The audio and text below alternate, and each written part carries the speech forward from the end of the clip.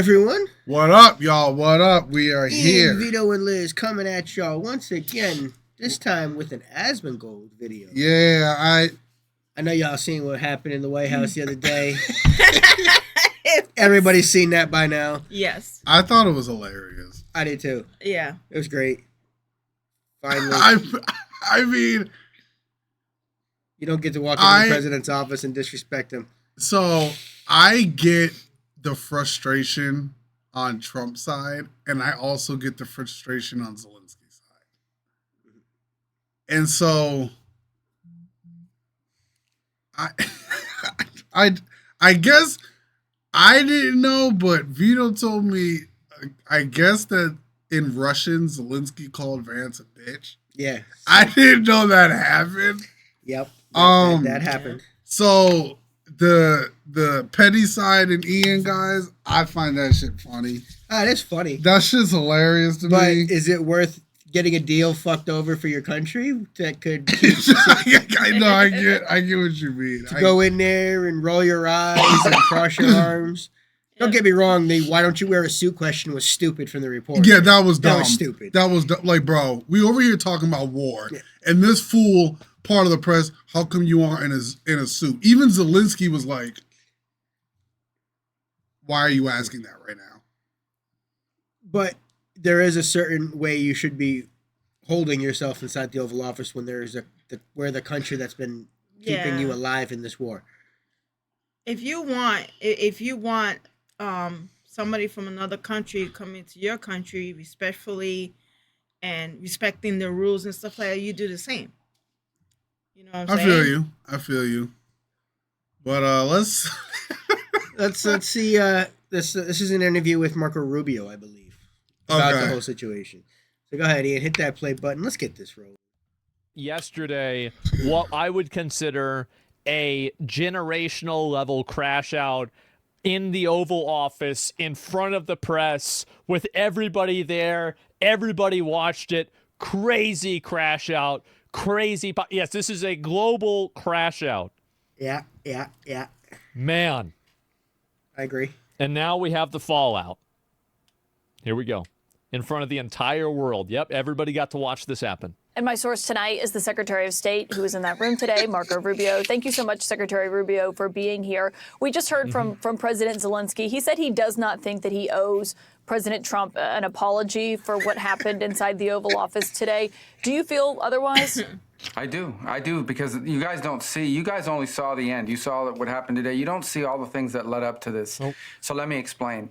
The president's been very clear. He campaigned on this. He thinks this war should have never started. He believes, and I agree, that had he been president, it never would have happened. Now here we are. He's trying to bring an end to this conflict. We've explained very clearly what our plan is here, which is we want to get the Russians to a negotiating table. We want to explore whether peace is possible. They understand this. They also understand that this agreement that was supposed to be signed today was supposed to be an agreement that binds America economically to Ukraine, which to me, as I've explained, and I think the president alluded to today, is a security guarantee in its own way, because we're involved. It's now us. It's our interests. That was all explained. That was all understood. And nonetheless, for the last 10 days, in every engagement we've had with the Ukrainians, there's been complications in getting that point across, including the public statements that President Zelensky has made. See, this is what I thought was happening, is that, like, there's apparently some breakdown in communication where, like, things that are happening privately are clearly not what's happening publicly. That's what's going on. See, Marco said Zelensky. He makes a very good point with that. You see what I mean? Yeah. Things that are being said and agreed to behind the scenes, once they're in front of the cameras, he's changing his tune. Who should Zelensky.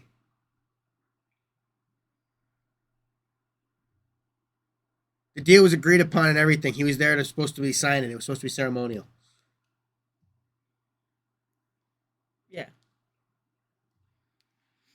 Dude, while I was listening to this, you know how Asmongold has a little chat on the corner right here? And a lot of people are talking about this guy's ears. And that's why I'm laughing. I'm like, oh my God. And I'm listening at the same time. Asmongold's chat's hilarious. Yeah. But Asmon makes some good points in this. I gotta give him that. He made a good point. Zelensky was saying different things in meetings versus to the public. Yeah, no, I saw that. Because, like, that's the only way that I could explain it. Because, like, to see JD and Trump pop off like that out of nowhere, I was like, okay, there's got to be a reason for this, right? I mean, did they really just randomly get mad like that? Like, I don't know, maybe, right? Maybe. But still, I'd try to look for another reason at least, right? Because it just doesn't make sense to me. Exactly. But they insisted on coming to D.C. This agreement could have been signed 5 days ago, but they insisted on coming to Washington, and there was should have been a very clear understanding. Don't come here and create a such scenario where you're going to start lecturing us about how diplomacy isn't going to work. President Zelensky took it in that direction, and it ended in a predictable outcome as a result. It's unfortunate. That wasn't supposed to be this way, but that's the path he chose, and I think, frankly, sends his country backwards in regards to achieving peace, which is what President Trump wants at the end of the day, is for this war to end. He's been as consistent as anyone can be about what his objective is here. But what specifically do you want to see President Zelensky apologize for? Well, apologize for turning this thing into the fiasco for him that it became. There was no need for him to go in there and become antagonistic. Look, this thing went off the rails. You were there, I believe. To be fair, Zelensky saying that Putin is a murderer and a war criminal, it does put the United States in a bad position. And for him to say that he wants the United States to be on Ukraine's side, it does damage the ability for, like, them to negotiate. It does. It's factual. It is. It's factual. And that's the problem, though, right? Is that, like, I think that we all agree Putin's a piece of shit, right? For sure. But saying it during the negotiation at the Oval Office is going to move you farther away from getting that negotiation done. It makes perfect sense. Both of these things, I'm pretty sure, are true. Yep. That's how I see it. He's 100% correct. Yeah. Just because you think that and agree with that doesn't mean you can say that right now when you're trying to get him to the table to stop the war. You can't sit there and call someone a piece of shit, but hey, by the way, let's make a deal. Nah, I see what you're saying. That's like if you're gonna talk shit about somebody, do it like behind closed doors and nobody else is gonna freaking hear. But that's like honestly about me saying, like, Ian, go fuck yourself. But hey, let's go have lunch tomorrow. Exactly. Yeah, I see. You gotta be respectful when you're in those kind of situations. You can't really try to put someone in a position where you're trying to put a deal on the table to stop this. No matter how much you want to say he's a piece of shit. Just keep it to yourself. Okay. I can understand. Especially when you're doing the deal, yeah. The whole point is trying to get him to the table to have a conversation. I see what you're saying. Would you want to come to the conversation and talk to people that are saying you're a war criminal and a murderer and are a piece of shit publicly?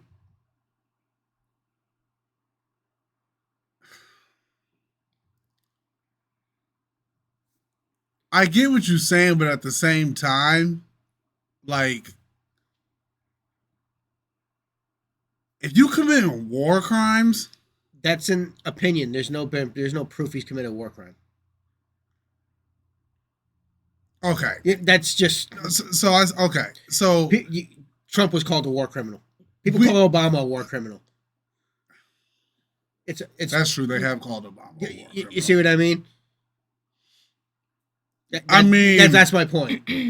just to throw insults around to insult, especially world leaders, when you're trying to make a deal for peace. I'm not saying you suck up to the guy, but you don't insult him either. You be civil and respectful. Exactly. And plus, Trump wants to stop war. He keeps saying that over and over. He's not a war. What is it? War criminal. What was the name of the saying? War criminal. War criminal, something like that. But that means that you want to start war, right? You're committing crimes. You're committing crimes. Committing war crimes. Committing war crimes. I mean, I kind of misunderstood that a little bit. I get it. You're trying to get the deal done to stop a war, but at the same time, I can also get like. I understand why Zelensky's angry. Don't get me wrong. Yeah, you can't. But you're getting Trump to try to call Putin names publicly. It's one thing if Ukraine is saying it publicly, but trying to get goad Trump into saying things negative about Putin when he's trying to get him to the table to stop this. So I get that part, but I get what you're saying, Vito. Trump is. You're technically trying to negotiate a deal between yourself and 2 other countries. Yeah. Actually, I won't even say that, but not even up 2 other countries. You're trying to make a deal between yourself, Putin, Zelensky, and like the rest of freaking Europe. Yeah, pretty much. So it's clear as day, like 90% of the world don't like Putin. Yeah. So if I'm Trump, I gotta understand that, like, yeah, you trying to get Putin to come to a deal, but at the same time, you bringing a dude to the table who 90% of the world is saying, yo, fuck Putin. Yeah, but this is just a meat grinder where people are just dying. It's true. So that's true. And I can get Zelensky's side, like, yeah, screw Putin. Like, I'm not trying to understand. Like, screw Putin. Like, I don't want to do. But without us, they wouldn't be able to do anything. Without our weapons, Russia would have steamrolled through Ukraine. It's our weaponry that has even got them competitive in this war. This went sideways bad. I mean, but the numbers, either way you want to look at it, the numbers are not going to add up. Yeah, and 32 million or 38 million people in Ukraine versus 142 million Russians. Yo, this deal went sideways. Oh, yeah. Like, this got worse. It got fumbled. This is bad. It got fumbled. Right there, deal That's fumbled. where I'm at. Maybe I'm crazy. It went off the rails when he said, let me ask you a question to the vice president. What kind of diplomacy are you talking about? Well, this is a serious thing. I mean, thousands of people have been killed, thousands. And he talks about all these horrible things that have happened to prisoners of war and children, all true, all bad. This is what we're dealing with here. It needs to come to an end. We are trying to bring it to an end. The way you bring it to an end is you get Russia to the table to talk. And he understands that. I wish that, like, I don't know if in this interview he's going to address this or not, but how the fuck do you think that Russia is going to come to the table to end this when they've broken a number of other deals in the past? Yeah, that's true. Mm-hmm. That's true. Like, I mean, because that's the main concern. Because honestly, the only way you're going to get a deal in place that gets it so Russia doesn't violate it is you have to have it so the U.S. have interests in the deal.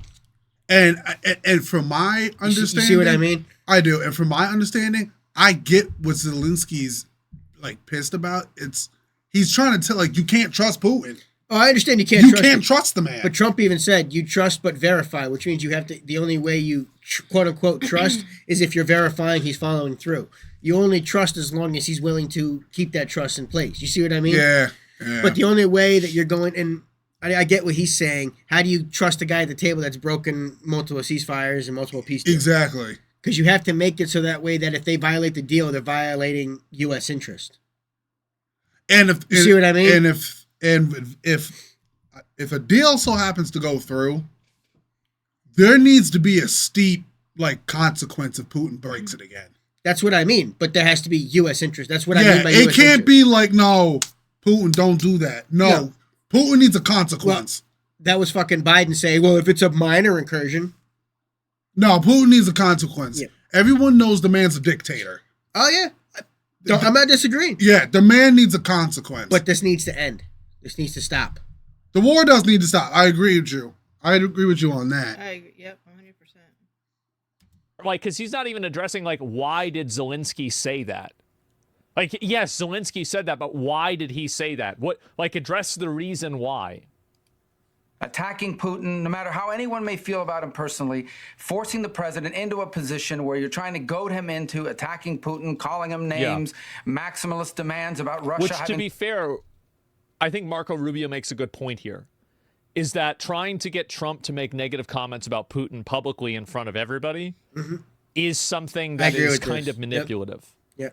It is. And the thing is that he can do that because the reality is, like, again, it's true, but at the same time, it could make him look bad. To pay for the Trump can reconstruction. publicly insult Zelensky?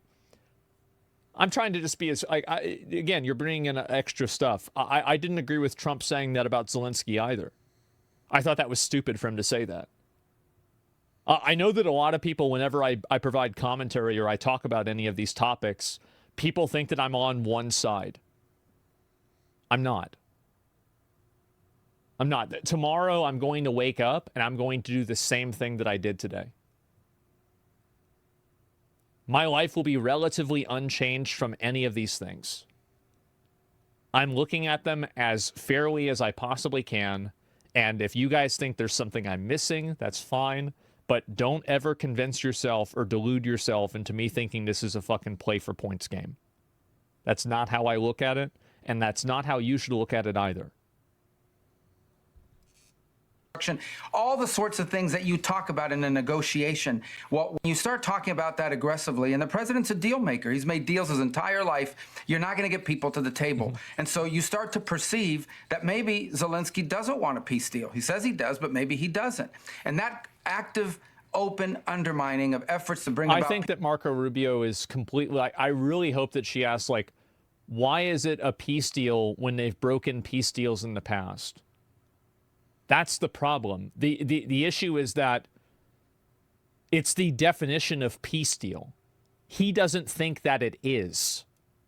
Peace is deeply frustrating for everyone who's been involved Hopefully in he talks about communications it, with them leading up I'll to stop today. pausing and bring I up think that we point. should Can I ask apologize for wasting our time for a meeting that was going to end the way it did. Yeah. You yourself have said previously that Putin cannot be trusted in negotiations. That was the point that President Zelensky...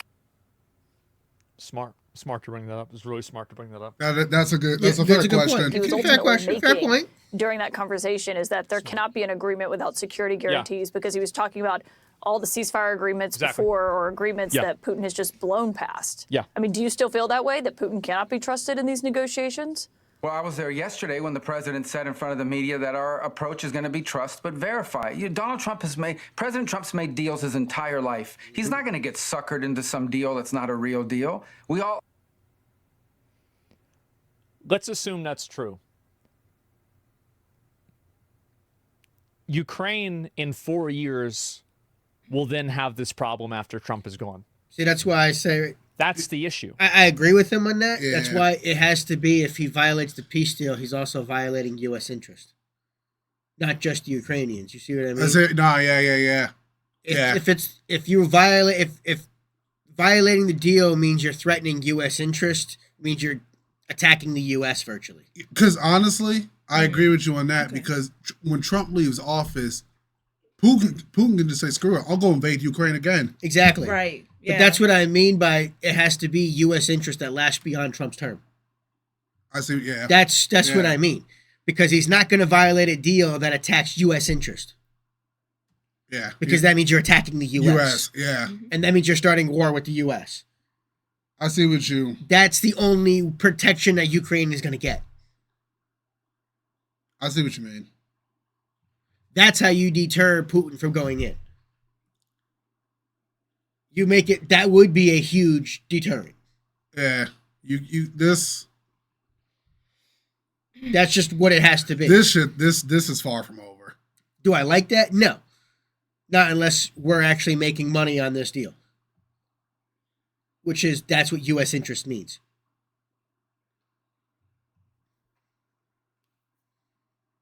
Yeah, this is like far from over. Oh, far from over.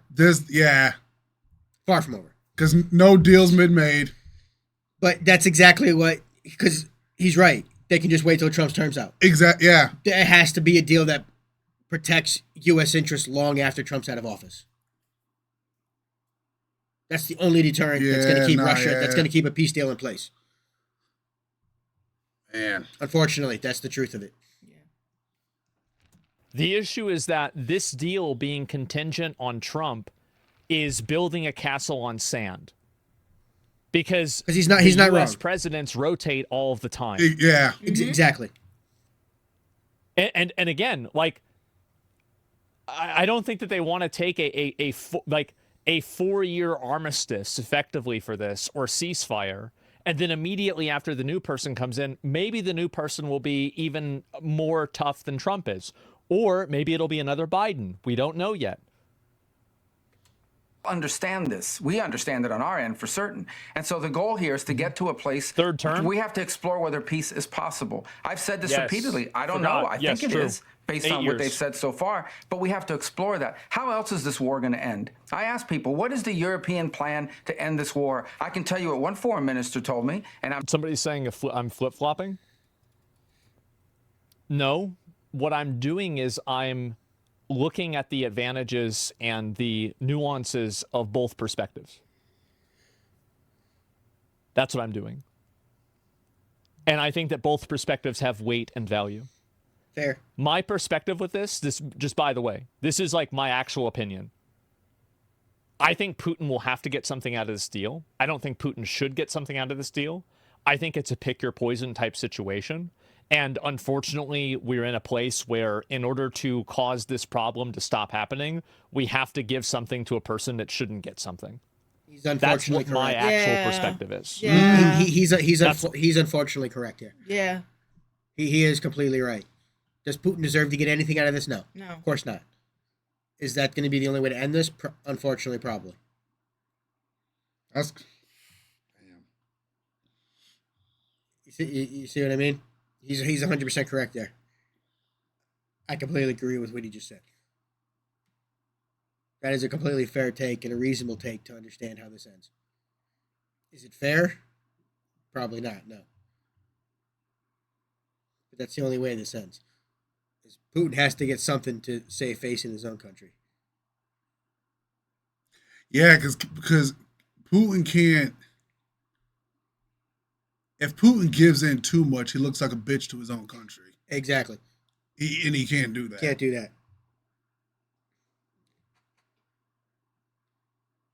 So he's definitely going to have to give back some of the land, but he's not going to give everything back. See, deep down, that's like the hard part about everybody making a deal. Trump has to do something a certain way, or he looks like a bitch to America. Exactly. Putin has to do something a certain way, or else he looks like a punk. And Zelensky has to do something a certain way, or else he looks like a punk. Exactly. Mm-hmm. So unfortunately, that's the reality of dealing on a world stage. Yeah. You have to do something, even if you don't want to do it, because then the country who put you in charge is like, oh, you have no spine. Exactly. So pretty much everybody's gonna have to come out winning to exactly. protect. Yeah, you need like everybody's got to get something. You need a deal for all of Europe to not hate America, and you need a deal for Putin's. Even though Putin's a dictator, I think Putin has to do something that keeps him looking strong, but at the same time shows he can be compassionate. Exactly. And that's what's hard for him. Everybody knows Putin as the hardcore guy. Yep. And that's going to be giving some of the land back while keeping certain parts that he's collected. Unfortunately, that's probably what it's going to be. We've said this before. He's probably going to end up keeping Crimea and his naval base to the Mediterranean Sea. His land bridge into the sea. For his access to the Mediterranean Bay. Or the Mediterranean Sea, rather. His warm water port. That's good. Whatever deal happens, it's gonna have to be huge. Oh, it's gonna be. It can either change the world for the better or worse. Shouldn't get something. That's what my actual perspective is. That's what I think is going to happen. He's right. So just in case anybody is getting it twisted, that's what I actually think. I believe Asmon's 100% correct there. I'm not going to say who it was, but I can tell you what one of them told me, and that is that the war goes on for another year, and at that point, Russia will feel so weakened that they'll beg for a peace. That's another year of killing, another year of dying, another year of destruction, and by the way, not a very realistic plan in my point of view. So if there's a chance of peace, even if it's a 1% chance, that needs to be explored, and that's what President Trump is trying to do here. Yep. President Trump said just when he was leaving the White House after that meeting that he doesn't think President Zelensky wants peace. But isn't that why if it's failed 25 times, then it would be a 4% chance. That would make sense because that's Zelensky's approval rating, right? Ironic math, isn't it? Ukrainian leader was in the Oval Office for that meeting today? Well, he was in the Oval Office to sign a funny. minerals rights deal. That's what he was in the Oval Office to sign today. But again, when you have comments that deliberately appear to be deliberately, I mean, after having discussed this repeatedly, deliberately appear to be geared towards making the argument that peace is not possible. You know, again, he turns to the vice president. What kind of diplomacy are you talking about? Almost as if to say, these people, you can't deal with them. You can't have any negotiations with Putin because he can't be trusted, and you're just wasting your time on negotiations. Well, he's directly, basically undermining everything the president has told him he's trying to do. Look, there's no need for that. You start to suspect, does he really want an end to this war? Does he just think that, you know, we have to do whatever he says and give him anything he wants without any end game? That was the Biden strategy. That was the Biden strategy. We were funding a stalemate. We were funding a meat grinder. And unfortunately, for the Ukrainians, the Russians have more meat to grind, and they don't care about human life. We've seen it, human waves, the North Koreans, etc. And so this is a very complex thing. It's very delicate. It's very costly. It's very bloody. It needs to be brought to an end, but it isn't going to be brought to an end with public pronouncements and maximalist demands in the public, but in real diplomacy. The vice president was right. When you say they don't care about life, are you talking about the Russians or the Ukrainians? Well, the Russians, I mean, they're conscripting by the hundreds of thousands. They brought in North Korean troops that were slaughtered in Kursk, and they keep going because they got more people. That's the other fact. Exactly. The Russians will just keep throwing bodies at it. They don't give a shit. And again, eventually the math ain't mathin' for the Ukrainians. They just have more bodies to keep throwing at this. That's the unfortunate reality. How many more Ukrainians need to die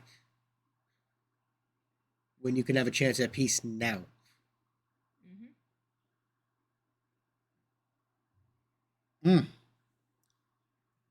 It's you know, again, we go back to the same point. I'm not going to fall into this trap of the who's bad and who's evil. People can make those conclusions. People have seen how this narrative is played out and where we are today. Yeah, and the reason why he's not going to draw that conclusion is because there is no conclusion to draw. It's obvious who's in the wrong here. Yeah.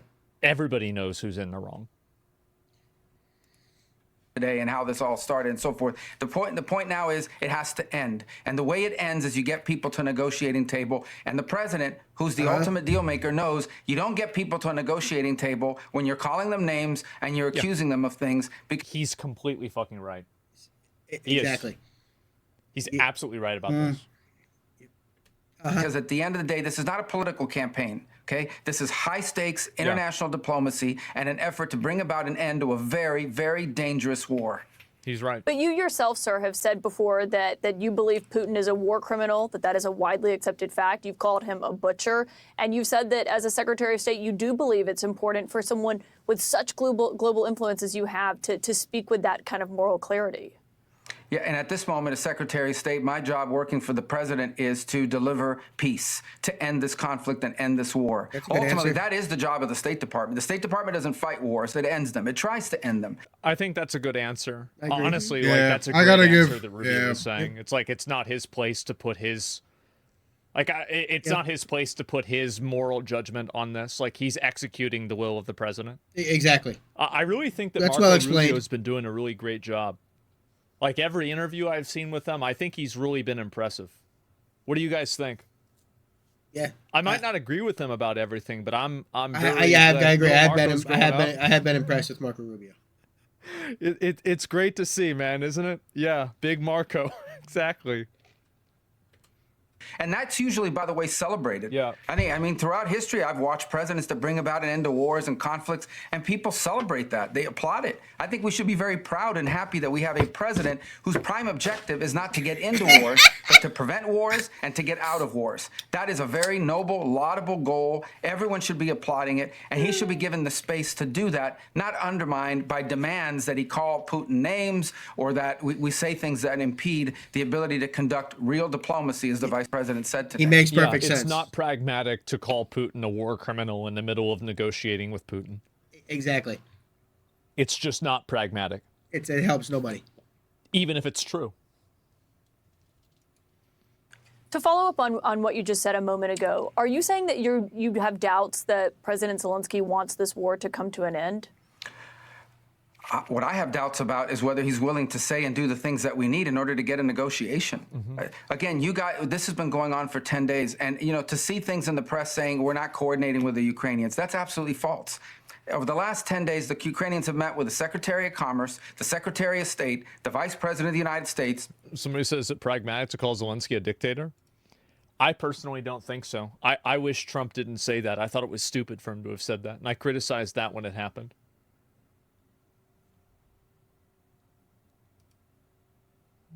Is that fair? I'm not yeah, nope, never said that. Yeah, I never said that. Had a phone call with President Trump, and he was in the Oval Office today. I've talked to the foreign minister of Ukraine 3 times in the last 10 days. The argument that we're not engaging, but yet you keep reading these press accounts about, oh, well, they're leaving us out. We're not involved. We're not engaged. None of these things are true, and it continues. So all that led up to today in a deep sense of frustration. And my hope is that this all can be reset. Yeah, I think that this was a tip of the iceberg. And I think that a lot of private communications, it's very obvious. The private communications were probably, I bet what we saw in the Oval Office has happened probably 30 times. Maturity can kick in through At least a pragmatism, dozen. because this war tonight, That's people will worse, die in too. Ukraine. That's probably what happens behind the scenes of world leaders all the times. They're probably always arguing like that. It's probably how it happens 90% of the time. We just never see it. That was the first time we probably seen something live like that ever. Yeah.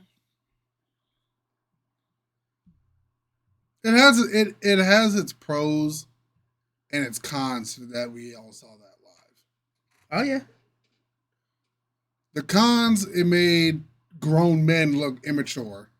But the pros, it shows you the frustration that happens when you're dealing with multiple people. Mm-hmm. Yep, I agree. Yeah. Especially when there's a bunch of lives on the line. But also, I think it shows that you're dealing like everyday citizens. I think you now are getting a more clear-cut image of all of y'all who vote, whether you voted for Trump or not, or whatever side you like, or however you view the world, this leadership shit ain't easy. No. And I just think it's funny how during the election time or whatever, you see, at least in the United States, I can't speak for the rest of the world. In the United States, you always see people like, oh, if I was president, I would have done this. I'm like, shut up. Monday morning quarterbacking. You in charge when you lead in the country, man, you in charge of 360 million people. Okay. There's things that you don't know what's going on. Yeah, Exactly. Don't get me wrong. I'm not Trump's biggest fan, but at the same time, I'm like, I'd hate to be that guy. Yeah. Because it's no matter what the guy does, Someone's pissed. y'all are gonna someone's gonna hate him. Yeah. There's gonna be some campaign to hate him. Okay. No matter what decision he makes. No someone's matter, pissed. honestly. That's the way it is. Yeah, people in the United States, they're not going to be, not all of them are going to be happy, but the president is going to decide to do what's best for the country, what's convenient for the country. And a lot of people don't see that.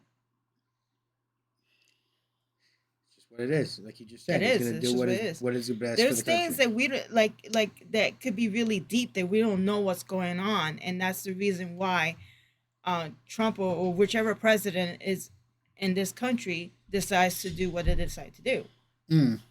Yeah, there's a lot we don't see. Exactly. So, and when you're saying, "Oh, if I was the president, I would have done this and that," if you were the president, you probably would have done something totally different than that. There's a chance of that. There's a lot more information you'd have. Yeah, exactly. I think it's even though people don't like Putin, I think a lot of y'all are saying oh, y'all want Trump to be over here saying, oh yeah, well, F Putin, let's go get him. That's not how this shit works. Nope. You can't just do that. Nope. As much as you don't like I don't like what Putin did. But y'all got to understand, if someone just says, oh, let's go get, if someone in America just says, oh, let's go get Putin. And then, like, I don't know, you hear Putin gets removed or he gets taken out. You think there ain't somebody, like, right behind Putin in line to take over next? Exactly. Like, come on. Exactly. It'd be the same thing for Kim Jong-un in North Korea. Yeah. You think Kim Jong-un don't have someone primed and ready to take his spot if something happens to him? Of course there is. Delicate. This is Like, come on, man. to, you gotta handle this right. Yep. This isn't a video game. Exactly. It's not a video game. You can't respawn every time the plan don't go to. If you do something wrong, it's gonna be a chain reaction. It's gonna be really bad. You're affecting things on the world Exactly. stage. Yeah.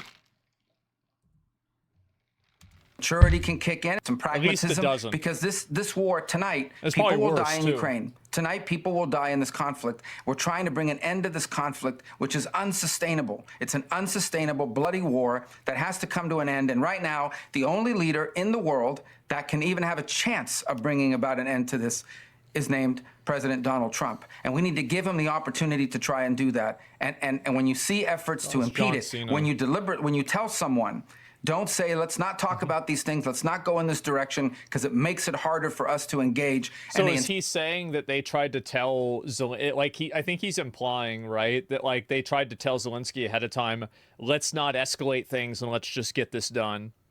Who knows whether that's true or not, but it seems like that's what he's implying. Insist on doing it anyways, you start to wonder. I don't like to impugn people's motives, but you start to wonder what's behind it. So look, again, let's hope can I that ask this you, can Secretary- And to be fair, right, if they did tell him that and he did go off script intentionally, would you be pissed? Yeah. If I were them, I would be pissed. Mm-hmm. I agree Because with now that. you're basically farming, right? You're like, I really hate to use this term because I feel like it's so diminutive, but it's like you're basically clip farming, right? You're looking for a sound bite or something to say the right thing that like the media will see and see the right person. They're intentionally throwing oil on the fire. Yeah, basically. I mean, clip farming is like a massive under exaggeration, but I hope you guys can understand the essence of what I'm trying to get at here. Yeah, I get what he's trying to say. but Rubio, I'm not sure after today. you don't believe that this can be, you're not sure that this can be salvaged. I mean, can this relationship between Zelensky and Trump be repaired in your view? I think anything is possible, but it has to go back to the point that President. Sure, it can be. Absolutely, it can be. Oh, yeah. This is not a big deal. But Zelensky's got to say the right things now. Like, Yeah. I don't know. I like, as I said, it was like the Train and Mitch thing earlier. Like, yeah. It Easy. can be if Zelensky says the right Trump is thing. interested in being involved in this for the purposes of bringing about an enduring and lasting peace. That's what he wants to achieve. And I think if I'm a country, okay, that's involved in a war with a bigger country, who's losing thousands of people, who's had 3 million people leave my country because they can't be there, who is facing these challenges, I would be thanking a president who's trying to help bring about an end to this war. I would be thanking him, and I would be supportive of what he's trying to do, at least in my public pronouncements and in my public posture. And we didn't see that today, and we haven't seen that for the last few days. Now, will that change? I hope so. It should, for the purposes of global peace and stability in Europe and around the world. Do you think you can make the argument that he hasn't said thank you? Well, I think the vice president said he hadn't said it today. He hadn't heard it today in that meeting, and we were hoping that meeting would begin by thank you for everything you've done for us. We wouldn't be where we are today without you. We wouldn't even have a chance. This is a pointless. This in my Yeah, I agree opinion, with this them is on this, all too. politics and Yeah, It's all politicking. posturing. This entire point about saying thank you is just. It's politicking. I think it's stupid and patronizing to Zelensky. I agree with that too. That's my It's opinion. just It's stupid. stupid and patronizing. To negotiate a peace It's without the help counterproductive. you gave us. By the way, without the help you gave us when you were president in the first term, because President Obama refused to provide them defensive capabilities in terms of military hardware. He did provide them blankets. Yeah, and he that did was provide brought them up today humanitarian during that aid. meeting. And it was brought up, but I was there. In fact, By the way, I also want to say real quick, I think two things are true. And again, there's a lot. I feel like it might be confusing for some people to watch this because like I'm kind of arguing on both sides. I think Zelensky should have opened with a thank you. I think he should have, but I think calling it out was patronizing and counterproductive. Yeah. Like I I think agree. both Yeah. things were true. Yeah. He did. Yeah, and so there's the thing, and like that's the interesting thing is that people said that he did. I didn't see the beginning of that. Can somebody, for those of you guys that are saying that he did, can you find a clip of that so I can see it and my mods can show it to me? Because like I wasn't able to watch the entire thing. There were no videos of it. Because I didn't see that at all. So if you can link it to my mod, that would be really helpful. And I can pull it up and I'll watch it right now because I didn't see that. Recall at the time Vice President Biden saying to me in a meeting that we had at the Vice President's residence that the reason why we didn't want to provide them those weapons is because they might use them. That was his exact quote. And that was the attitude. I remember clearly then the Ukrainian leaders saying, we don't need more blankets or MREs. We need weapons to defend ourselves. And they didn't do it.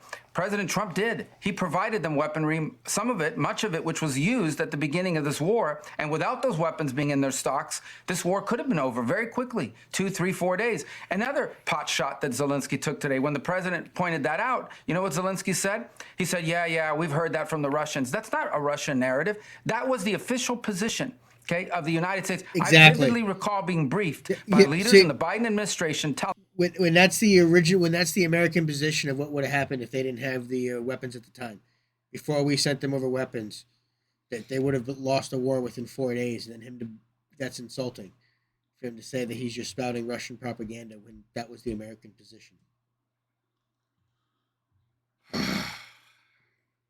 You see what I mean?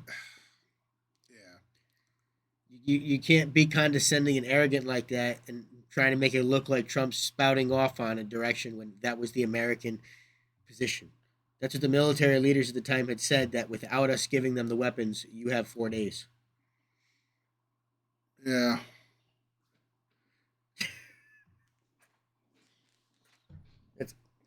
That's kind of an L for Zelensky.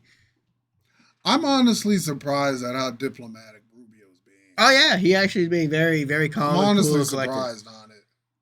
Like I said, I'm very impressed with how he handles himself. He could have got pissed off and just said, this is over. Yeah. Oh, yeah. But he's right there with Caitlin Collins and just answer the question. I got to give it to Rubio on that. And calm, cool, and collected, and so you understand it. Yeah, I got to give him, yeah. Okay, of the United States. I vividly recall being briefed by leaders in the Biden administration telling us that this war was going to be over in 5 to 6 days. They believed that. That was their assessment at the time. Yeah, I know what he's talking about. I was trying to remember. Yeah, and also, by the way, I thought that too.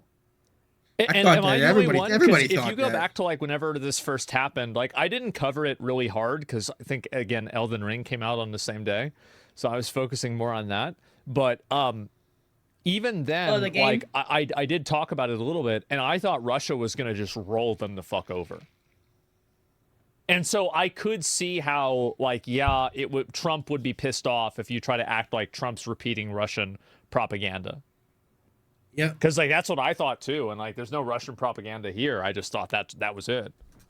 And it wasn't the case because of the weapons that Ukraine had in its stocks because of President Trump in his first term. So he should have been grateful for that and grateful for what we're doing now. And one more point. It's not just President Trump. There's news reports out there. From NBC News, at least, is one of the... I want to just take a second here. One of my mods got me a link to the clip of him saying thank you. I want to watch it real quick, okay?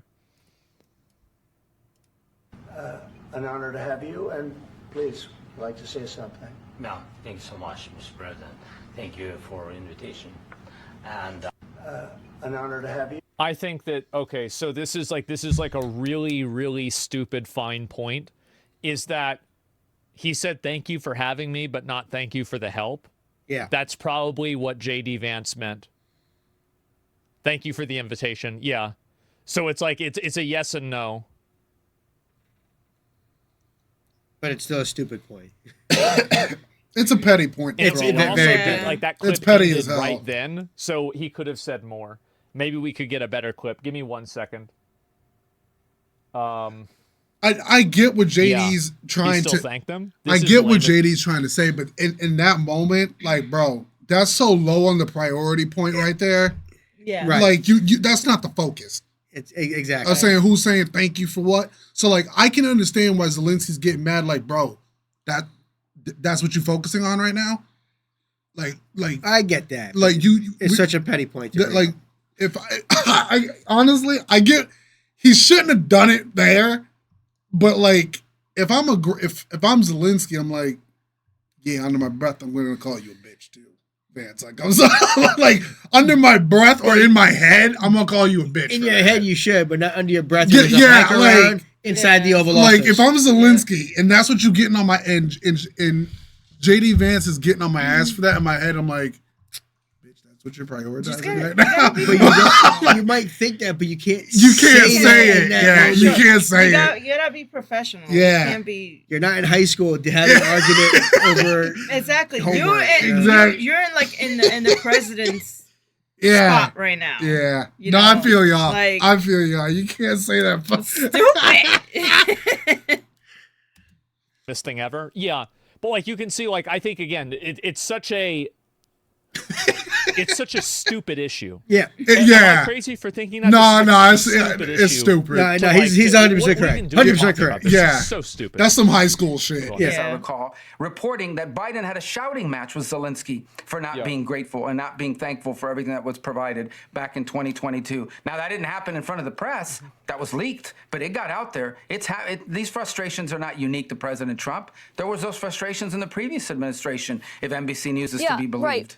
But obviously we've never seen anything like what we saw today. But the point that Zelensky was making there is that everyone predicted his demise, and Ukraine was able to fight and to survive. Zelensky was able to survive. The Ukrainian people have been fighting for 3 years. I honestly, I'm surprised.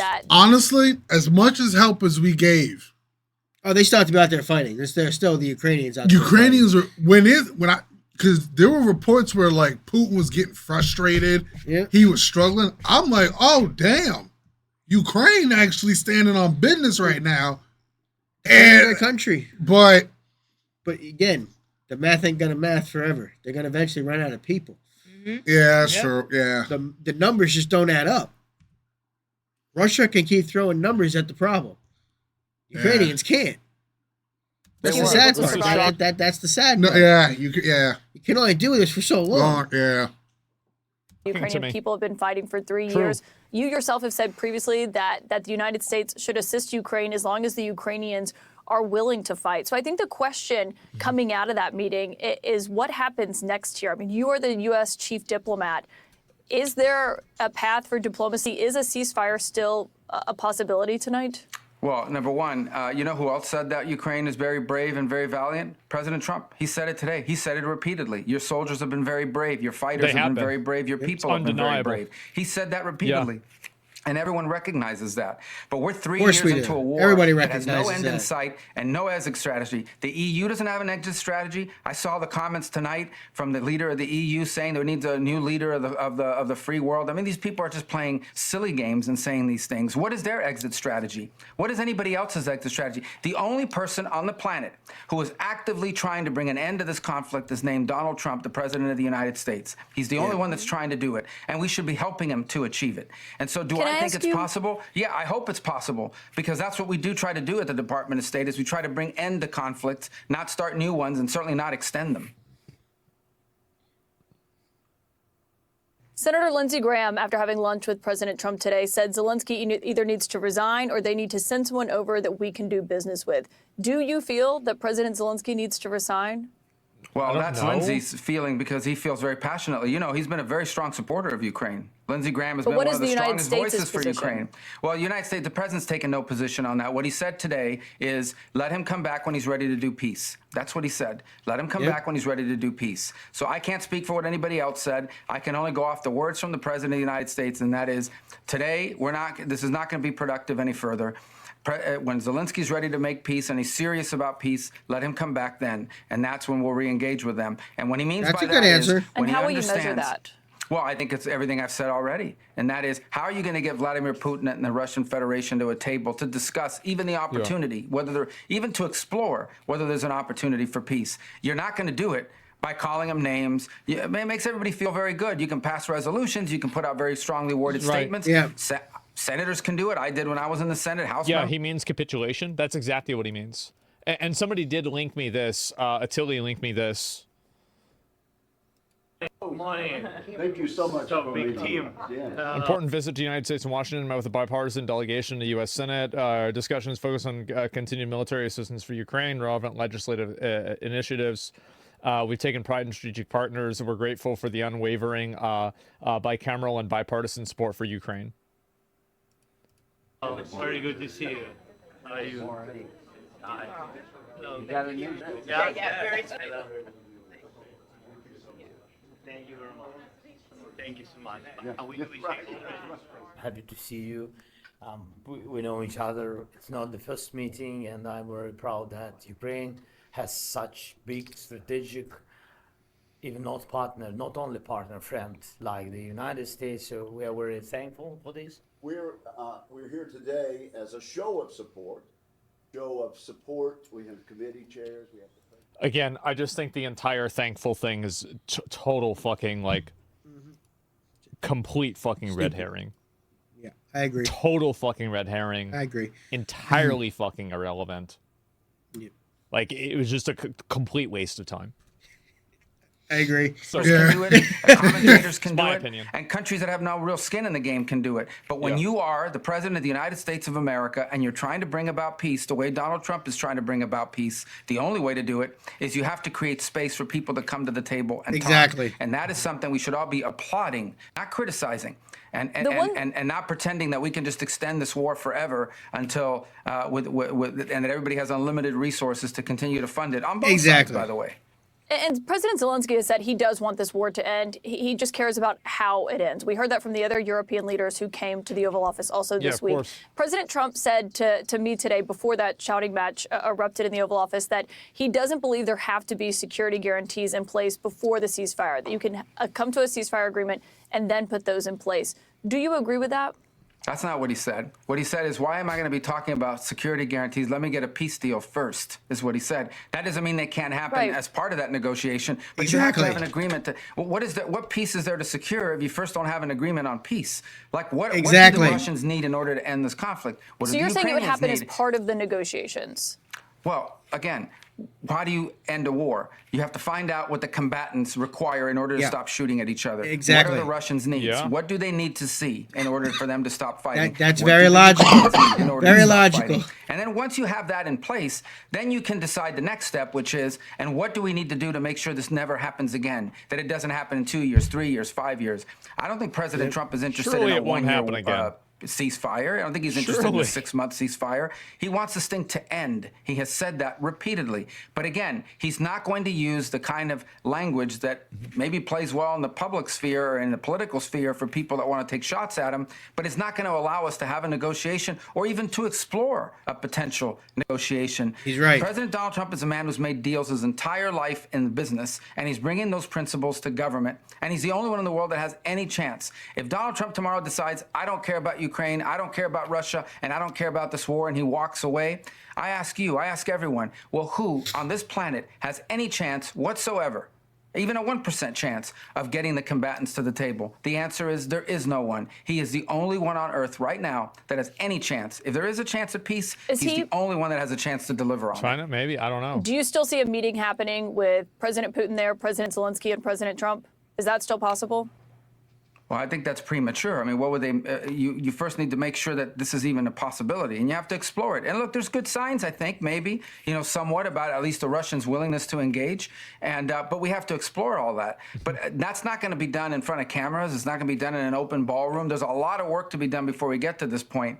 This is a complex war that has causes behind it that go back a number of years. There's a lot to navigate. A lot has been invested on both sides. Gains have been made by the Russian Federation in some places. All of these things have to be worked through, but it's not going to be done through press conferences and in the media. It has to be done through what the vice president said today, the serious work of diplomacy. It's a lot easier to just say, well, we're with Ukraine all the way, no matter what, however long it takes. Well, 15 years, 12 years? I mean, that's absurd. That's not sustainable, and everybody knows it. The president. I think also, like, what he's saying here is something that a lot of Americans feel. Especially after, like, what happened in the Middle East and, like, us being entangled there for 20 years. Yep. I think that there's a very, very big worry that if we don't end this and get out of it, it's just going to continue going on indefinitely. Exactly. And I feel like a lot of again, this is these are people it's like that guy, right? The guy was mainly joking around, fucking around about how I don't care about Russia, Ukraine, or whatever. But that essence is accurate. I think that's the way that a lot of people feel, is that they don't give a fuck about any of these countries because they can't afford food. They can't afford rent, right? And so when they see a lot of people feel that way, we are signing up, we are basically writing a blank check to a foreign country to help them fight off Russia. This is going to rub a lot of Americans the wrong way, because Americans want the American government to operate in their best interest. And I understand that you can maybe make an argument that foreign, diplomacy and foreign intervention has a long-term positive impact, but that argument doesn't work on a person who can't afford their rent. Yeah. It just simply does not work on them. Exactly. It and just so doesn't. That's the big problem, and I think that's the reason why, that's the reason why they're pushing back on it so much. You got a really good point there. Really good point there. Now you're just running from it? Well, I don't know, right? I have no idea.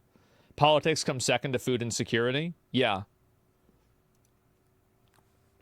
And so absolute facts? Yeah. We'd rather send billions, skill people overseas, yet our veterans rot and die in the streets fighting for scraps. I mean, in some cases, I think that is the way that a lot of people feel. That is. So you need more money to lower the rent? Yeah, I think the idea is that the amount of money, so basically the military grade weapons and everything that were sent over to Ukraine, these were things that probably were paid for indirectly by American tax dollars. And so, yeah, people want those American tax dollars to go towards something else. And so is it really that crazy to imagine that people think that? Directly? In some cases, it is directly. I was just trying to be diplomatic about this. It's always directly. Anything the government spends on it's our tax dollars. He wants to explore whether there's a possibility to do it and do it quickly. He campaigned on it. It was a promise of his, and he intends to when he says these things, he doesn't just say them, he means them. And he's doing it. And it's the first time we've seen that in a long time in American politics. Secretary Marco Rubio, thank you for your time tonight and joining us on such a historic day. I really do appreciate your time. Thank you. Yeah, I think Rubio gave a great interview here. I'm going to be honest. Yeah, I agree. That was from CNN. He brought up a number of good points, and there's a video right there. Honestly, that was actually where CNN. I was actually now, surprised. I said, I'm a pretty big supporter of Ukraine. I have been for a while, and I think I'm surprised because usually I think Caitlin Collins questioned him pretty fairly too. Yeah, that was actually a fair CNN interview. Yeah, exactly, because it's usually very aggressive and insulting. Yes, insulting. Yeah. That was respectful. I was really and let surprised. him speak. That's why I'm like, wait a minute, this is CNN for real? No, okay. Honestly, I've seen Caitlin Collins. She when she's interviewing a person, she usually lets them speak and answer the question. Except when it's Trump. That's the only time she gets real combative, is when she's trying to interview Trump. For whatever reason, she can't do it properly. She gets too angry real quick when she's dealing with Trump directly. Every single time, remember that you're a nasty person. I think if I were to interview Trump, I can see us spitting back and forth with each other. I don't see you getting combative like she does. Here's my thing. I wouldn't get combative with him, but I would do it the same way I would do it with if I got regardless of the politician who I'd interview, I would ask you the same question until you in detailed answer it. If it's a yes or no question, I'd be like, the answer is yes or no. Listen, I don't think it would be combative. Long as you start off. If you're respectful with him, if you're he's gonna give you an respectful with answer. him, and you're not giving him an attitude, and you're not being, an asshole towards him, it would be a nice interview. Even if he doesn't agree or you don't agree, it'll be nice. Just because he doesn't give you the answer you want doesn't mean he's not answering the question. Right. Okay, that's fair. That's a good point. You see what I mean? No, that's a good point. You can't keep asking the question until he gives you the answer you want. Yeah, he's answering the question just because you don't like the answer he's giving. That's true. Doesn't mean he's not answering the question. That's true. That's what I mean by it would be combative with you. I don't think it would be. No, that's what I noticed with the interviews. You know, if you start off nice with him, that everything rolls out nice. He'll give you a really good interview if you're actually respectful. And if you're not being respectful, he's gonna point it out right there and then. That's what he goes. And then it just goes downhill from there. Okay, that's what I noticed. You show him respect, he shows respect. Right yeah, exactly. Okay, he's done that with every interview I've ever seen with him. The only time he ever turns into a dick in the interview is when the interviewer starts being a dick to him. Mm-hmm. That's fair. Every single time. That's fair. Zelensky's concerns are very legitimate, but I think this is a situation where there is no moral good answer. There is no moral good solution. There are just different shades of gray, and I think that like pushing for a moral good solution in the public's eye could have probably rubbed Trump and Vance the wrong way. And it seems like obviously they're having, a breakdown in communication between what's being discussed privately and then what's being displayed to the media. I agree with that. And I think that that's really why things blew up so much yesterday. That's really where I think things are coming out of. And I see in our DMs in the future, Ukrainian here, 3 years of complete corruption. Around 93 of those arrested were released on bail and then left the country, men being kidnapped. I don't know anything about that. I cannot even begin to even think about it. Yeah, I have no idea. So yeah, seriously though, the USA is not top 5 GDP to give Ukraine compared to EU countries. Do you think US tax money is going to Ukraine? Well, it's undeniable that US tax money is going towards Ukraine. Any money. Huh? It's undeniable. Of course it is. Gross product or whatever. Absolutely, how much money the country produces percentage. What do you mean? Yes, like obviously. Now you're saying that it's a stupid way to look at it. There's not a lot going to Ukraine. Okay, fine. That's okay. But you're still not going to find people that are going to be happy about that, right? Exactly.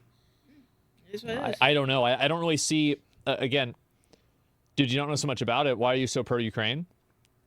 Because I think that Russia is the aggressor. I think that they are an existential threat. Yeah. And I think that them attacking Ukraine like that after them annexing Crimea and breaking multiple deals is a pattern of behavior that's negative. Yeah, I agree. Yeah. And I think also the Russian government and Putin is completely corrupt. Yeah, of course. Pretty much Russia 100%. I think Russia's doing what they feel like doing, right? Like I don't know how we accurate. break the rules, right? Huh? Russia, it's like they're the kind that they don't give a fuck that we're gonna just break the rules here. Yeah, but unfortunately, they have nuclear weapons. Yeah, they're a nuclear superpower. It's a lot different than some random country that doesn't have that type of. It's not like Haiti invading a country. You see what I mean? Yeah. I don't know how accurate it is, but I remember a few years ago, where there like a report came out that like Putin like fixes the election so he continuously wins. Of course. Just like he has had like journalists killed. He's also arrested his political opponents. Yeah. Like it's corrupt as shit. Well, how long he's been on? Since like the early 1990s, right? Yeah. But Putin has also publicly said he doesn't like America's form of government. Yeah, because he doesn't know who he's dealing with. Yeah, he doesn't like constant rotation of leadership. And see, that's the. But that's being fair. That's being non-dictatorship. But I don't know if Liz. I don't know if you were with us at this point or just missed the day. But me and Vito were watching. It was the I forget his name. Me and you did it though, Vito. Where Tucker Carlson? No, it wasn't Tucker. It was the two Indian dudes. Oh yeah. The way I forget the guy's name, but the way he described it is the difference. But the reason why dictators and was that a super leaders chat of like that they were? It was. I think it was a super chat. Yeah, we did like what 2-3 parts of it. I was there. Yeah, she was there. She was there. Oh, okay. It was the guy with the ponytail. Yeah. I remember. Yeah. But like the difference between dictators and like presidents of constitutional republics or democracies is with a dictator, the citizens know what they're getting because it's the constant person over and over and over. Right. With a democracy, it changes. It can change every 4 years. You don't know what rule of law you're going to get. So that's also something you have to be mindful of. Exactly. Well, yeah. I mean, that's what this land is all about. It's about fair, for everybody to have a chance to vote into what they think that is going to make America, good. And we rotate leaders, so we have different eyes on the leadership. Yeah, exactly. Yeah. So we're not under the same rule, bringing the country in the wrong direction for 50 years. Exactly. Yeah. It's a land of free. It's a land of to. Supposed to be. Supposed to be, yeah.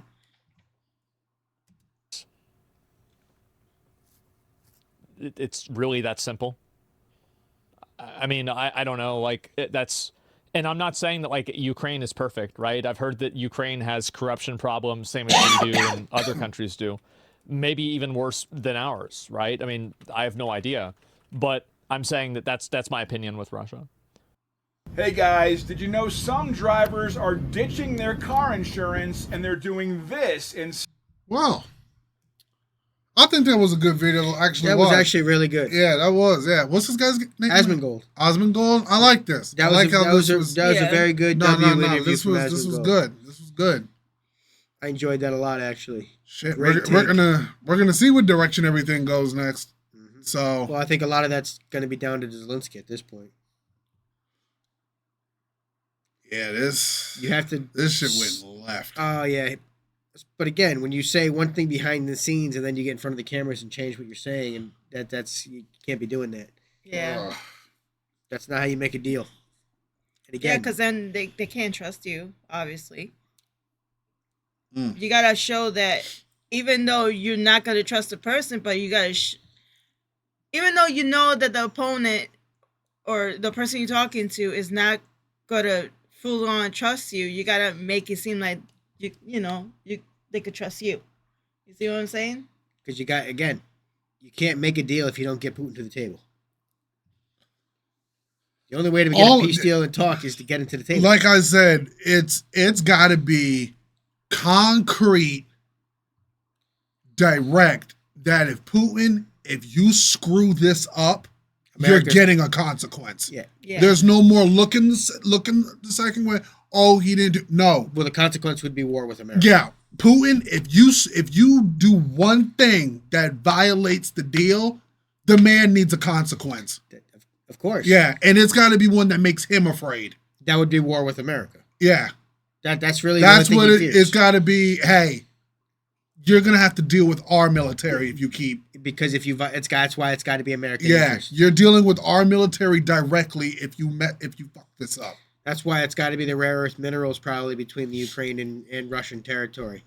I think that's where the deal has to start now is the rare earth minerals, which Putin's open to talking about.